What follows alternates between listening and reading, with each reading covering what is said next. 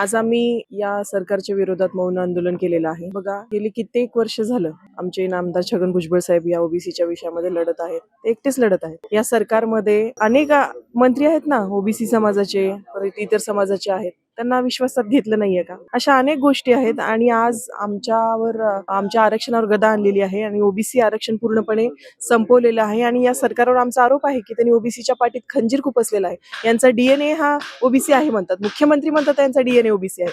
मग या डीएनए वर अन्याय करणार का? आणि स्पष्टपणे त्यांनी खोटं बोलून ओबीसीना फसवलेलं आहे. परवा आमची मीटिंग झालेली आहे मुंबईमध्ये. एकमेव असे नेतृत्व आहे जे वारंवार भूमिका मांड आणि आज साहेबांनी नेहमी भूमिका घेतली आणि मुंबई चलोचा नारा आम्ही लवकरच देत आहोत आणि आता ठिकठिकाणी निदर्शने आंदोलने प्रत्येक तहसीलदार कार्यालयामध्ये कलेक्टर ऑफिसला एक आंदोलन करण्याचे आदेश साहेबांनी दिलेले आहेत. ओबीसी नेते प्रत्यक्षात येऊन भूमिका मांडत नाही त्यांचा पण आम्ही जाहीर निषेध करतो. त्यांनाही आता परत त्यांना पदं हवीत आणि ओबीसीच्या मतावरच त्यांना आता ही सगळी आमदारकी खासदारकी भेटलेली आहे त्यांना.